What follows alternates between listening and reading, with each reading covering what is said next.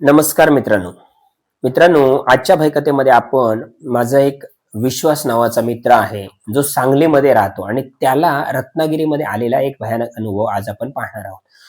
तर मित्रांनो, जो माझा विश्वास मित्र आहे, त्याची टेम्पो ट्रॅव्हलर आहे, जी 17 सीटर असते ती.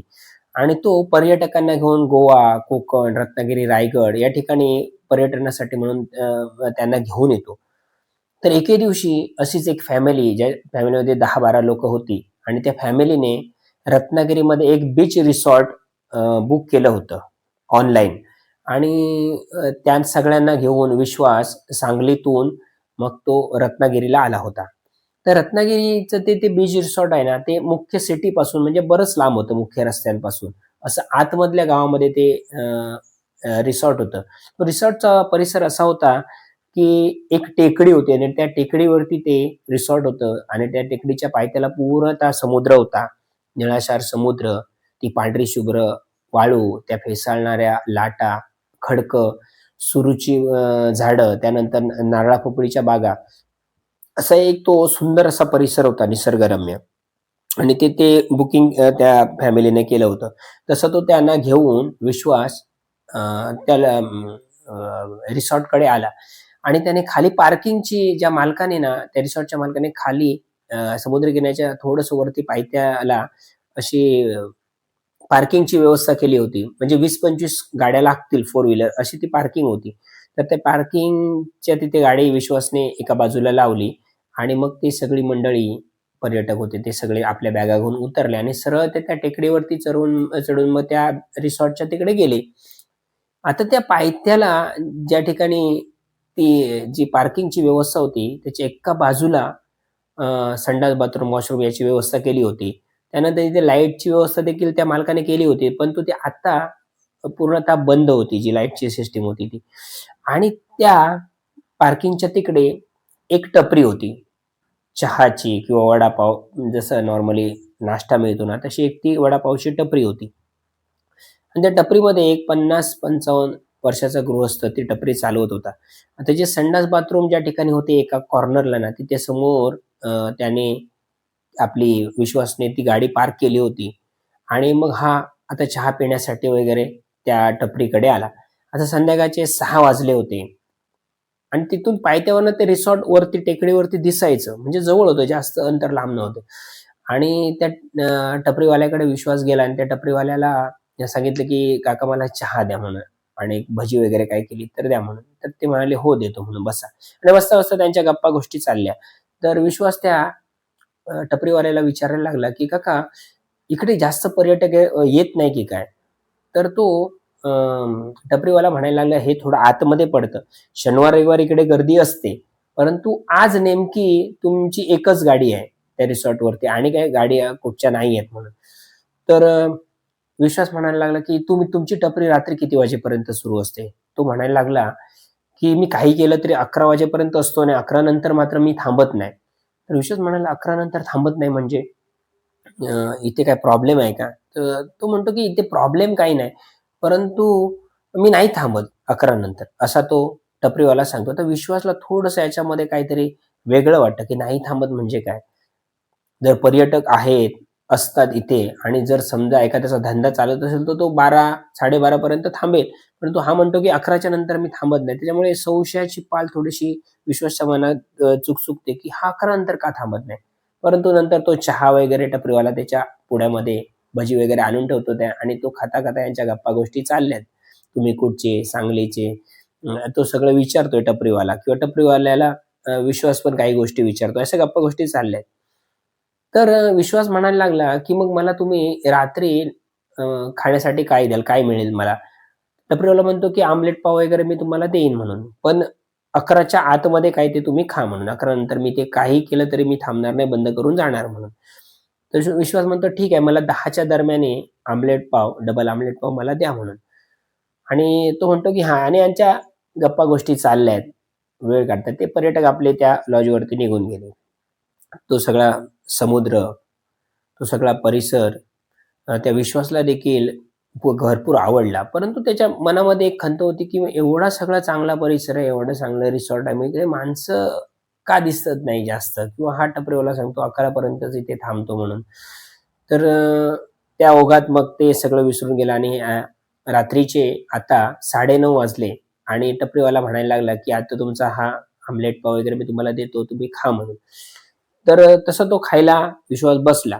आता विश्वास त्याला विचारायला लागला टपरीवाल्याला, की "ही जी गाडी आहे ना, ती गाडी मी इकडे तुमच्या टपरीच्या समोर आणून लावली तर चालेल ना रात्री? एका साइडला आहे, तिकडे काळोख जास्त आहे. त्यामुळे इकडे तुमच्या टपरीच्या समोर लावतो." तर तो टपरीवाला म्हणतो, "नको, नको असं करू नका तुम्ही. गाडी तुमची तिथेच असून दे. गाडी मात्र इथे माझ्या टपरीसमोर लावू नका." तर विश्वास म्हणतो, "म्हणजे नक्की काय? तुम्हाला काय प्रॉब्लेम आहे का लावा?" "मला काही प्रॉब्लेम नाही. मी आता बंद करून देणार. सकाळी 6 वाजता येणार. पण तुम्ही गाडी इकडे लावू नका माझ्या टपरीसमोर. गाडी तिथेच राहून दे. गाडी तिथेच सेफ आहे म्हणून. इकडे काय तसा काही प्रॉब्लेम नाही." विश्वास म्हणतो, "मग तिकडे थोडाफार काळोख आहे ना, थोडंसं एका बाजूला वाटतं म्हणून मी इकडे तुमच्या टपरीसमोर लावायचं म्हणत होतो." तर तो म्हणतो, की "नको, नको गाडी तिथेच असून दे. तुम्ही तिथेच गाडीत झोपलात म्हणून काही प्रॉब्लेम नाही म्हणून." आता जी लाईटची सिस्टम त्या सगळ्या मालकाने जी केली होती त्या रिसॉर्टच्या, ती सगळे बंद झाले होते. एक पण लाईट काही सुरू नव्हती खाली. आता थोडं-थोडं चांदण्याचा प्रकाश होता त्याच्यामध्ये ते सगळे थोडंफार इकडचा-तिकडचा तो एरिया दिसत होता. आणि असा विश्वास आहे तो आमलेट खातोय, बाकीच्या गप्पा गोष्टी चालल्या आहेत. आणि आता 10:30 पावणे 11 जसे वाजले ना, तशी त्या टपरीवाल्याची थोडीशी लगबग सुरू झाली, की पटापट तो भांडी वगैरे एकत्र करायला लागला किंवा काय करायला लागला. तर विश्वास म्हणतो, की "मी गाडीत झोपण्यापेक्षा तुमच्या या टपरीच्या बाकड्यावरती झोपलो तर चालेल ना तुम्हाला?" तर तो टपरीवाला पुन्हा एकदा विश्वासला सांगायला लागला, "नको, नको ह्या टपरीच्या बाकड्यावरती वगैरे तुम्ही काही झोपू नका. तुम्ही तुमच्या गाडीमध्येच झोपा म्हणजे तुम्हाला काही टेन्शन नाही." तर विश्वास म्हणतो, की "नक्की काय सांगायचंय तुम्हाला? तुम्ही का मला ह्या सगळ्या अशा असं करू नको, तसं करू नको म्हणून सांगताय?" तर तो टपरीवाला सांगतो, "तसं नाहीये. इथे मच्छर आहे किंवा काय आहे म्हणून मी तुम्हाला सांगतो गाडीत झोपा म्हणून. आणि एकटे तुम्ही बाहेर कसे झोपणार? कारण आज आजूबाजूला गाड्या पण नाहीयेत टुरिस्ट लोकांच्या." तर विश्वास म्हणतो, "ठीक आहे." आणि जसे 11ला एक 10 मिनिटं, 5 मिनिटं असताना तो सगळा आपल्या दुकानाचं जे सगळं साहित्य सगळं एकत्र करतो, दुकान बंद करतो, ती टपरी बंद करतो आणि निघून जातो. आता विश्वास त्याच्याकडनं 2 बिसलेरीच्या बॉटल घेऊन ठेवतो, म्हणजे रात्री पिण्यासाठी पाणी लागेल तर. आणि विश्वास आपल्या गाडीकडे 11, 11:30 वाजता निघून जातो. आतमध्ये जातो, त्या सगळ्या काचा लावतो, सगळे पडदे लावतो आणि विश्वास विचार करतो, की आता ह्या काळोखात इथे झोपण्यापेक्षा त्या टपरीसमोरच नेऊन गाडी लावतो मी आणि तिथे झोपतो. म्हणजे तिथे थोडाफार उजेड तरी आहे चांदण्याचा आणि ह्याला काय प्रॉब्लेम आहे टपरीवाल्याला इथे गाडी लावली तर हा सकाळी 6 वाजता येणार आहे मग. तोपर्यंत मी गाडी काढून पुन्हा दुसरीकडे लावेन म्हणून. तर तो गाडी काढतो, ती आपली टेम्पो ट्रॅव्हलर आणि त्या टपरीच्या बरोबर समोर आणून लावतो. आणि त्याच्यामध्ये आता ह्याने सगळे झोपण्याची त्यांची ती तयारी असते. उशी वगैरे किंवा ब्लँकेट वगैरे काय लागतं ते सगळं ते ड्रायव्हर लोकं घेऊन फिरतच असतात.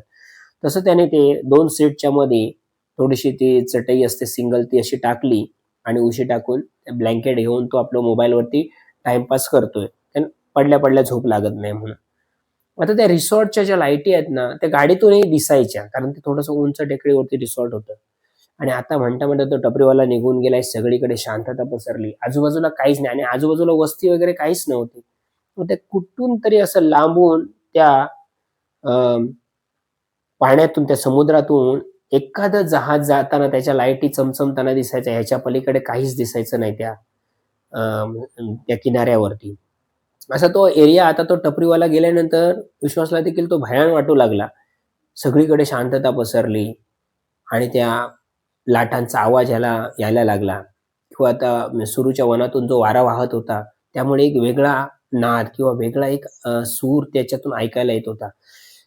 आणि आता विश्वास झोपलाय आपल्या गाडीमध्ये आणि आता त्याला थोडीफार झोप लागली. तोपर्यंत 12, 12:15 वाजले होते आणि आता छातीपर्यंत त्याने ब्लँकेट ओढला आणि तो झोपला मोबाईल बाजूला ठेवून. आणि त्याला लगेच झोप लागली त्या प्रवासामुळे. 12:30 पावणे 1 वाजता मात्र असा एक प्रकार झाला, की जोरदार कोणतरी ती गाडी एक 10-12 माणूस कसे हलवल्यानंतर ती हलेल ना अशी-अशी, तशी गाडी हलायला लागली.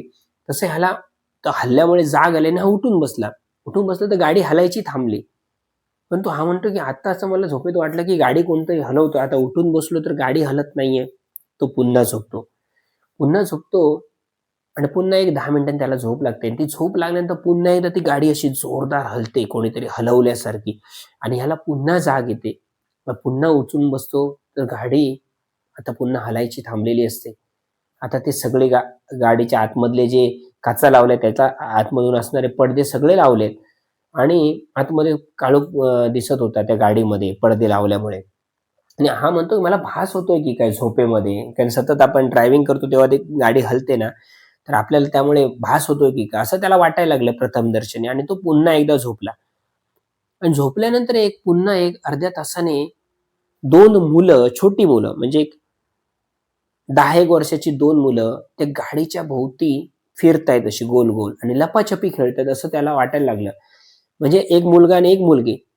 तर तो मुलगा म्हणायचा की "ताई मला पकड, पकड, पकड. चल मी आता लपतो मला पकड." असं त्याला आवाज यायला लागला आणि हा म्हणतोय आता ह्याला जाग आली की कोणतरी बाहेर मुलं खेळतायत किंवा काय झालं आता दुसरी एखादी गाडी आली की काय पर्यटकांची असं त्याला वाटलं. म्हणून तो उठून बसला आणि तो पडदा त्याने थोडासा एका काचेचा बाजूला केला आणि बाहेर पाहिलं, तर कोणीच नव्हतं. चांदण्याचा प्रकाश होता, थोडंफार अंधुक-अंधुक बाहेर दिसत होतं, पण कोणी गाडी पण नव्हती दुसरी कोणाची पर्यटकांची आणि मुलं पण नव्हती. म्हणलं असं काय होतंय मला? गाडी मगाशी हलल्यासारखी होती, आता ती मुलं खेळतायत. स्पष्ट मला कानाला ऐकायला येतंय, पण बाहेर कोण दिसत नाहीये. आता हा पुन्हा झोपला. झोपल्यानंतर 15 मिनिटांनी पुन्हा एकदा तोच प्रकार व्हायला लागला. ती मुलं खेळतात, छपी खेळतात आणि एकमेकांना सांगतायत, की "पकड, मला पकड, मला पकड, मी लपतो, मला पकड, धाव, धाव, माझ्या मागून धाव, मला पकड." असं ती मुलं खेळतात एकमेकांच्या बरोबर. असं त्याला आता हा पुन्हा उठतो आणि पुन्हा पडदा बाजूला करतो आणि त्या पडद्याच्या त्या काचीतून आतून काच न खोलता मोबाईलच्या टॉर्चने तो बाहेर बघतो सगळीकडे पूर्ण गाडीच्या भोवती. खाली मात्र उतरत नाही कारण त्याला आता थोडंसं मनामध्ये तो थोडा घाबरलेला असतो, की खाली उतरायचं नाही गाडीतून. परंतु ते दोन्ही बाजूच्या काचेतून तो आजूबाजूला थोडंसं निहारून पाहतो, की नक्की काय प्रकार आहे. पण त्याला कोणीच दिसत नाही मित्रांनो. ती मुलं देखील दिसत नाही. परंतु तो झोपला, की त्याला ते ऐकायला यायचं. आणि आता तो मात्र घाबरायला लागला आणि त्याला थोडंफार आता मनामध्ये भीती निर्माण झाली, की तो टपरीवाला सांगत होता, "मी 11च्या नंतर थांबत नाही इकडे." काहीतरी कारण असणार किंवा त्याने मला इथे सांगितलं होतं, की या बाकावरती वगैरे झोपू नका म्हणून. तर काहीतरी कारण असेल असं त्याच्या मनामध्ये आता वाटू लागलं त्याला. मग तो पुन्हा एकदा झोपला. आता झोप मात्र काही येत नव्हती. कारण हे प्रकार 2-3 वेळा याच्या बाबतीमध्ये घडलेले होते. आणि हा झोपण्याचा प्रयत्न करतोय, परंतु त्या भीतीमध्ये याच्या छातीत धडधडायला लागल्या आणि ह्याला झोप येईना त्या सगळ्या विचारामुळे. आणि तेवढ्यात मित्रांनो धाड-धाड असं त्या दरवाजावरती कोणी दोन्ही हाताने तो दरवाजा वाजवला. धाड-धाड, धाड-धाड. तर हा उठून बसला अंथरुणावरती त्या गाडीमध्ये आणि ह्याला आता भीती वाटली, की चोर वगैरे कोणतरी आहेत की काय गाडी लुटण्यासाठी किंवा काय करण्यासाठी आलेत की काय म्हणून. हा उठतो आणि त्या दरवाजाच्या काचेतून पुन्हा बाहेर बघतो तर कोणी दिसत नाही. पण आता नव्हतं दरवाजा कोणीतरी वाजवला. पण आता दरवाजाच्या बाहेर तर कोण दिसत नाहीये. हा आता गाडीत बसूनच राहतो मित्रांनो. त्याला झोप येत नाही. ते ब्लँकेट तो पूर्ण असं अंगाभोवती गुंडाळून घेतो आणि बसूनच राहतो आणि आता ह्याला काहीच समजत नाही, की काय प्रकार होतायत यात नक्की. गाडीच्या बाहेरनं कोणतरी दरवाजा जोरजोरात वाजवतो. तेवढ्यात मित्रांनो पुन्हा एकदा तो ड्रायव्हर साइडचा दरवाजा असतो ना, तो जोरात कोणतरी धाड-धाड, धाड-धाड असं वाजवायला चालू करतो आणि हा घाबरतो, की नक्की तिथे काहीतरी भुताटकी आहे. आता करायचंय काय? तेच त्याला समजत नाही आणि ह्याला घाम फुटतो, ह्याचे हातपाय कापायला लागतात. बाहेर तो बघतो तर ते रिसॉर्टच्या डिम-डिम लाईट त्याला दिसत असतात. परंतु आता करायचं काय? कोणाला हाक मारायची? कोणाला बोलवायचं मदतीसाठी? सगळीकडे भयान शांतता. आजूबाजूला कुठची वस्ती नाही, कोणाचा मागमूस नाही. तर करायचं काय? हा घाबरलेला असतो. तो म्हणतो की आता काहीतरी विपरीत घडणार असं त्याला वाटायला लागतं. तितक्यात मित्रांनो ना, काय होतं माहिती एक बाई आणि एक पुरुष जोरदार ओरडायला लागतो, "ए, तू आमच्या मुलीचा जीव घेतलायस, तुला आम्ही सोडणार नाही, तुला आम्ही सोडणार नाही." हा म्हणतो की बाहेरून आता एका पुरुषाचा आणि एका स्त्रीचा आवाज येतोय आणि ते म्हणतात की तुला आम्ही सोडणार नाही, तू आमच्या मुलीचा जीव घेतलायस, तुला आम्ही सोडणार नाही म्हणून. हा काय प्रकार आहे वेगवेगळा? वेगवेगळे आवाज येतायत आणि मला या ठिकाणाहून बाहेर पडण्यासाठी देखील मार्ग नाही. आता मी करायचं काय याच्यातून? कसं काय बाहेर पडायचं याच्यातून? मदतीसाठी पण येणारं कोण नाही आजूबाजूला आणि हा अक्षरशः रडकुंडीला येतो मित्रांनो आणि त्याला समजत नाही आता काय करायचं ते. तितक्यात एक धडकन असा मोठा आवाज होतो गाडीच्या मागे आणि 2 मुलं जोरजोरात ओरडू लागतात, "आई, बाबा, धावा, धावा, मला वाचवा, आम्हाला वाचवा, धावा." आणि अचानक तो आवाज शांत होतो त्या मुलांचा. आणि आता मात्र ती जी पुरुष आणि जी बाई आहे ना, ती जोरजोरात ओरडायला लागते, तुला आम्ही सोडणार नाही. तू आमच्या मुलीचा जीव घेतलायस. तुला जिवंत सोडणार नाही. तुला इथेच काढणार या मातीमध्ये." असा जोरजोरात आवाज त्या गाडीच्या बाहेरून यायला लागतो. हा खूप घाबरतो. ह्याला समजत नाही काय करायचं, काय करायचं? तेवढ्यात त्याला एक मात्र आठवतं, की आपल्या गाडीच्या डॅशबोर्डवरती आपल्या कुलदेवतेचा एक फोटो आहे. तो तसाच खाली बसत-बसत त्या डॅशबोर्डपर्यंत जातो आणि तो फोटो घेतो आणि आपल्या हातामध्ये धरतो आणि मनोमन प्रार्थना करतो, की हा सगळा जो प्रकार आहे तो फुताटकीचा आहे. मी पाहतोय गाडीच्या काचातून तर कोणी दिसत नाहीये, परंतु आवाज मात्र वेगवेगळे या गाडीच्या बाहेर येतायत. मला काही समजत नाही. तर देवी आता मला तूच वाचव याच्यातून. आणि तो आर्त अशी हाक त्या देवीला घालतो, की देवी मला ह्या सगळ्या संकटातून बाहेर कर. मला काहीच समजत नाही. कोणाकडे मदत कोणाला हाक देऊ? इथं तर कोणीच नाहीये. मला या संकटातून वाचव. आणि तो देवीचं नामस्मरण करत राहतो.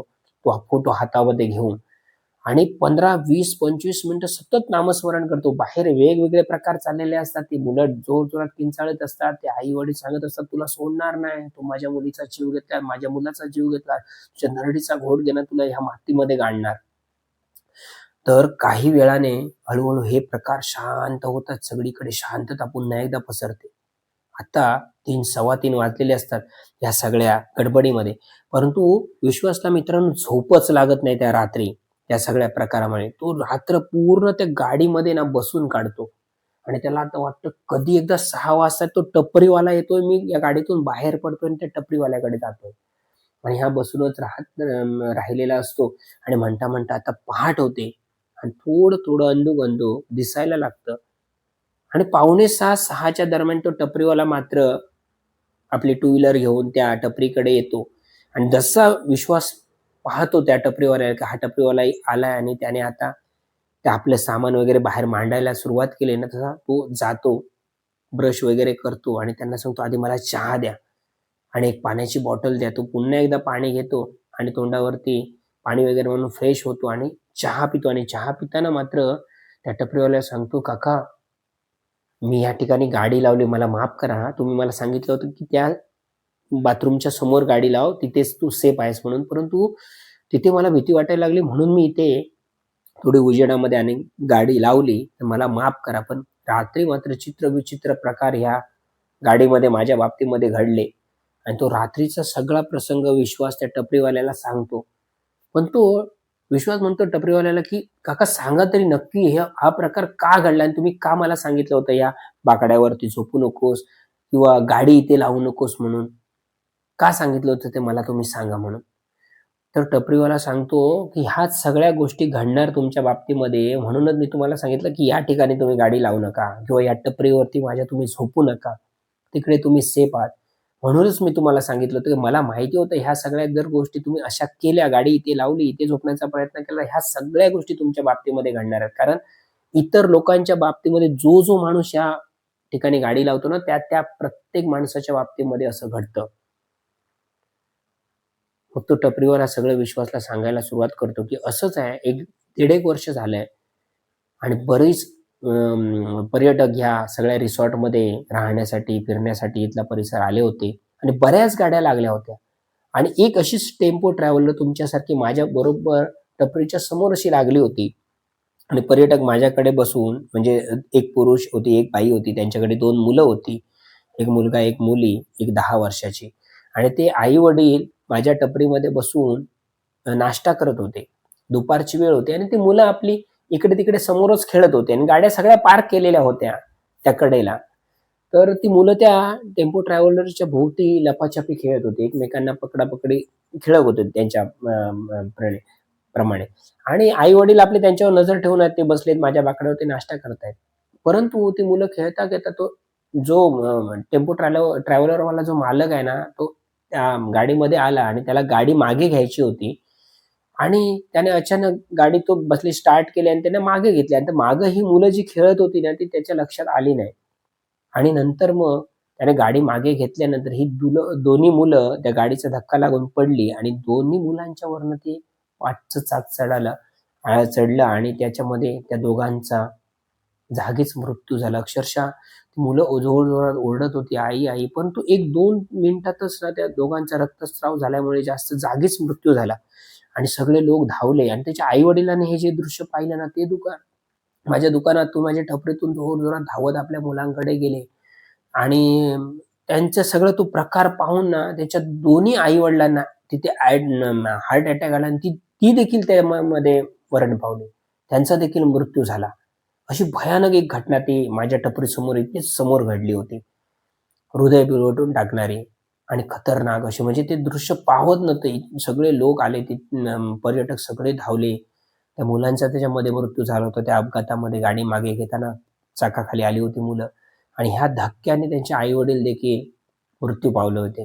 त्यांना हार्ट अटॅक आला होता आणि त्यांचं देखील त्याच्यामध्ये मरण आलं होतं त्यांना. आणि तो प्रसंग घडल्यानंतर मग पोलीस आले वगैरे सगळे ॲम्ब्युलन्स आले, सगळ्यांना तिथे घेऊन गेले. परंतु नंतर मग एक 15-20 दिवसांनी हा प्रकार इथे व्हायला लागला. जो कोण गाडी लावतो इथे किंवा त्या गाडीमध्ये झोपण्याचा प्रयत्न करतो किंवा माझ्या टपरीवरती झोपण्याचा प्रयत्न करतो किंवा या एरियामध्ये कुठेतरी बाहेर झोपण्याचा प्रयत्न करतात ना, तेव्हा त्यांच्या बाबतीमध्ये हेच घडतं. ती मुलं जोरजोरात लपाछपी खेळतात, जोरजोरात ओरडत असतात, "आई धावा, आम्हाला वाचवा, वाचवा" किंवा ते आई-वडील असंच जोरजोरात ओरडत असतात, की "मी तुम्हाला सोडणार नाही, मी तुमचा जीव घेणार, माझ्या मुलाचा जीव घेतलाय." असे प्रकार घडतात. आणि त्यामुळे मी तुम्हाला सांगितलं होतं, की या टपरीवरती किंवा इथे गाडी लावून तुम्ही झोपू नका म्हणून. तर असा एक भयानक प्रसंग माझा जो मित्र आहे विश्वास त्याने मला सांगितला होता. आमची अशीच एकदा एका ठिकाणी भेट झाली होती आणि त्या भेटीचं रूपांतर मग आमच्या मैत्रीमध्ये झालं आणि आजही आम्ही चांगले मित्र आहोत. तो जेव्हा कोकणात येतो तेव्हा मला फोन करतो किंवा मला कधी वेळ मिळाला तर भेटूनही जातो. तर मित्रांनो तो जो हा प्रसंग आहे त्याने मला एक 6-7 वर्षापूर्वी सांगितला होता झालेला आणि तो मी तुम्हाला आज या भयकथेच्या माध्यमातून सांगितलेला आहे. ही कथा, हा अनुभव कसा वाटला नक्की कमेंट करून सांगा. चॅनलवर नवीन असाल तर माझी विनंती आहे की चॅनल नक्कीच सबस्क्राईब करा. आपण सगळेजण कथा ऐकता, परंतु माझी एवढीच विनंती आहे, माझी एवढीच अपेक्षा आहे की तुम्ही सगळ्यांनी चॅनल सबस्क्राईब करा. आजपर्यंत आपल्या सर्वांची मी या ठिकाणी मनापासून रजा घेतो. धन्यवाद.